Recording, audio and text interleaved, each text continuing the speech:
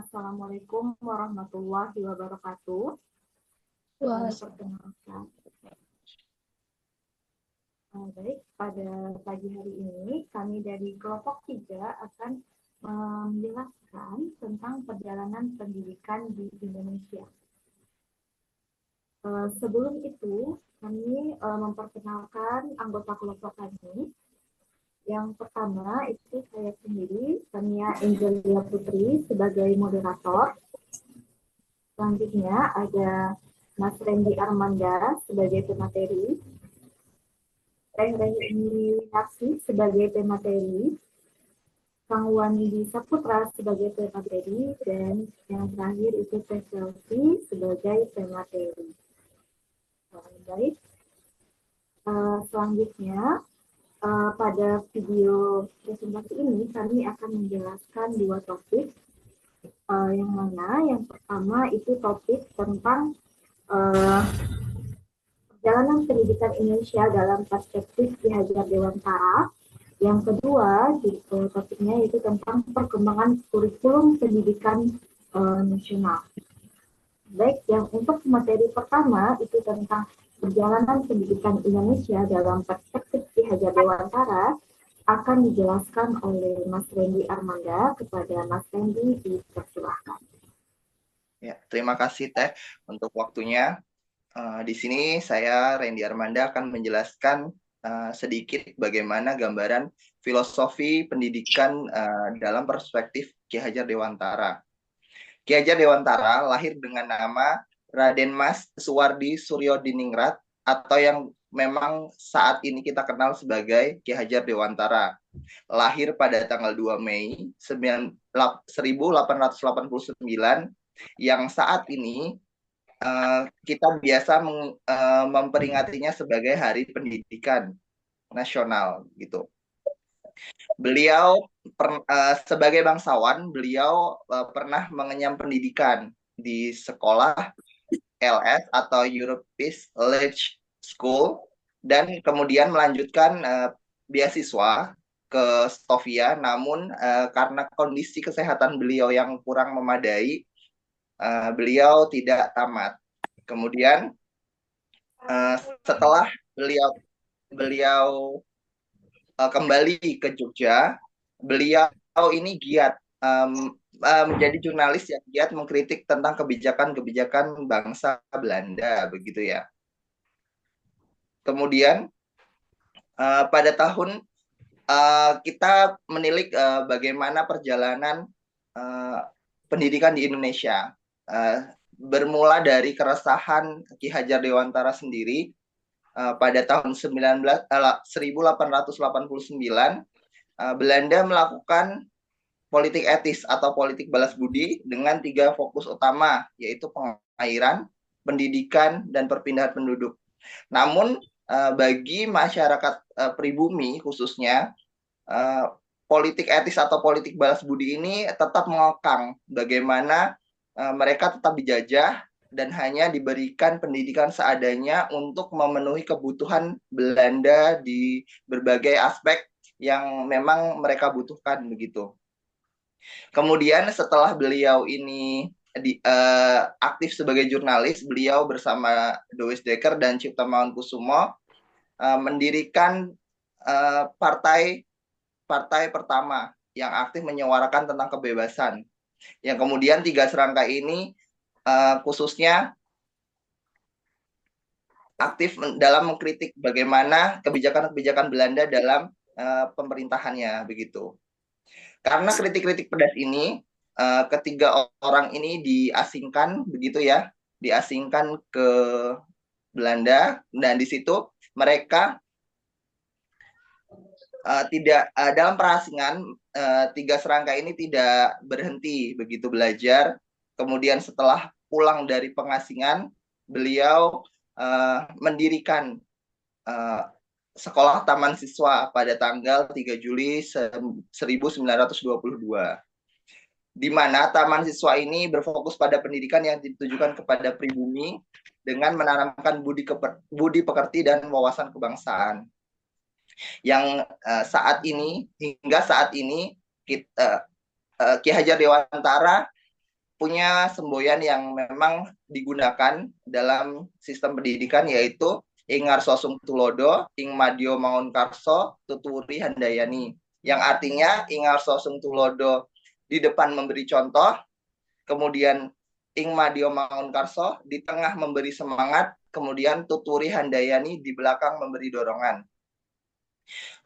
Atas jasa-jasa tentang pemikiran-pemikiran dan perjuangan beliau ini, setelah kemerdekaan, setelah 1945, Ki Hajar Dewantara diangkat langsung oleh Presiden dan menjadi Menteri Pendidikan pertama di Indonesia, begitu. Jadi sangat sangat mendasari sekali ya bagaimana filosofi pendidikan di mata Ki Hajar Dewantara yang giat menyuarakan kebebasan atau kemerdekaan belajar bagi rakyat pribumi, begitu. Terima kasih. Saya kembalikan ke moderator.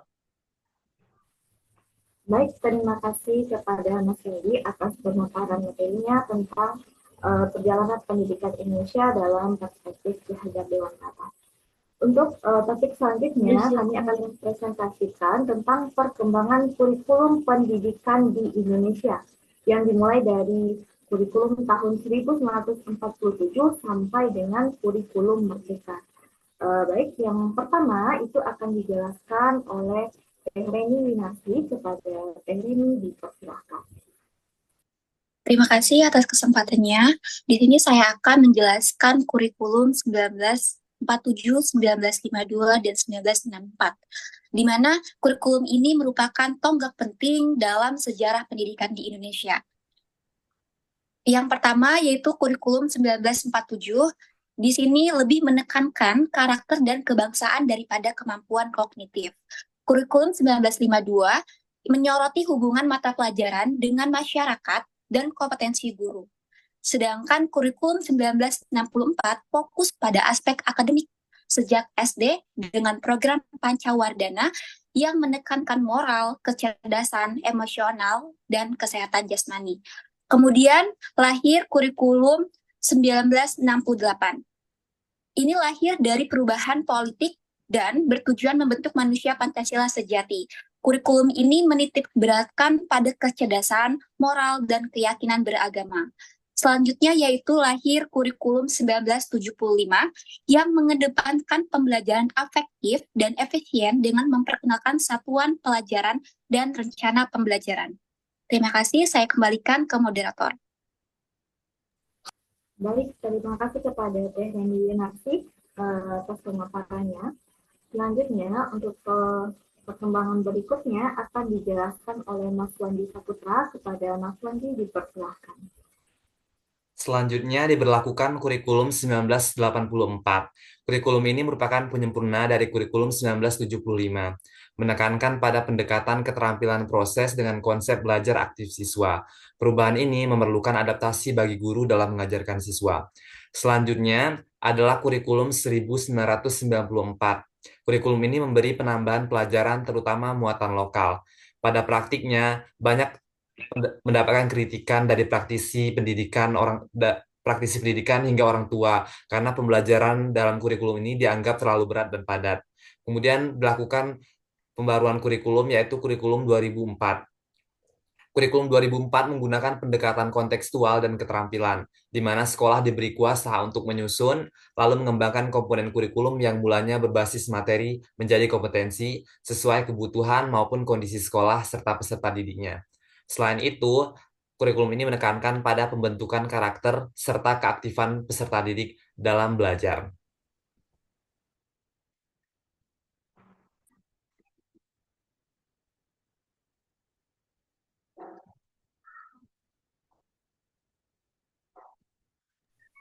Baik, terima kasih kepada Mas Wandi. Selanjutnya itu akan dijelaskan oleh Tessa Firianti. Kepada Telvesi dipersilakan. Baik, terima kasih atas kesempatannya. Selanjutnya, kurikulum 2013. Ini diperkenalkan sebagai bagian dari reformasi pendidikan. Kurikulum ini menekankan pada pembelajaran berbasis kompetensi, pendekatan saintifik, pendidikan karakter, pembelajaran tematik dan inklusif, serta menekankan pada literasi dan numerasi. Tujuan kurikulum 2013 ini membentuk peserta didik yang aktif, kreatif, dan mampu menghadapi tantangan abad ke-21 dengan mendorong penggunaan teknologi informasi dan komunikasi. Baiklah, selanjutnya kurikulum Merdeka atau yang berlaku saat ini bertujuan untuk memperbarui sistem pendidikan Indonesia agar lebih responsif terhadap perubahan zaman dan siap menghadapi tantangan global. KMB memberikan otonomi yang besar pada sekolah dalam merancang kurikulum, metode, dan penilaian sesuai kebutuhan dan karakteristik peserta didik di sekolah. Kurikulum ini menekankan pada pembentukan karakter dan pengembangan soft skill, penggunaan teknologi informasi dan komunikasi, kemudian penilaian formatif secara berkelanjutan dan pengembangan portofolio, pemberdayaan peserta didik dalam merancang jalannya pembelajaran, serta keterlibatan orang tua dan masyarakat. Sekian yang dapat saya sampaikan, saya kembalikan ke moderator. Baik, terima kasih kepada Teh Selvi. Demikianlah presentasi kami tentang perjalanan pendidikan di Indonesia. Jadi dari presentasi kami dapat disimpulkan bahwa nilai-nilai yang diajukan oleh Ki Hajar Dewantara masih sangat relevan dalam konteks pendidikan Indonesia saat ini. Tantangan modern seperti ketidaksetaraan akses, perubahan teknologi, dan globalisasi ini memerlukan pendekatan pendidikan yang sesuai dengan prinsip-prinsipnya. Dengan merujuk pada pemikiran beliau, pendidikan Indonesia dapat terus berkembang ke arah yang lebih baik, terus inklusif dan berakar pada nilai-nilai kemanusiaan dan kebudayaan. Lalu terkait pengembangan kurikulum yang terus mengalami perubahan hingga saat ini, yaitu kurikulum Merdeka ya. Nah, meskipun ada banyak kemajuan, tantangan itu masih tetap ada, termasuk implementasi yang konsisten di lapangan dan pelatihan bagi guru. Oleh sebab itu, kita penting untuk terus mengevaluasi dan memperbaiki kurikulum agar mampu menjawab kebutuhan pendidikan yang terus berkembang. Dengan demikian, perkembangan kurikulum ini mencerminkan dinamika pendidikan Indonesia yang berupaya untuk memberikan pembelajaran yang lebih baik dan relevan bagi generasi mendatang. Sekian presentasi dari kelompok kami. Jika ada kesalahan, kami meminta maaf. Kami tutup presentasi pada pagi hari ini dengan mengucapkan alhamdulillah dan assalamualaikum warahmatullahi wabarakatuh. Waalaikumsalam warahmatullahi wabarakatuh.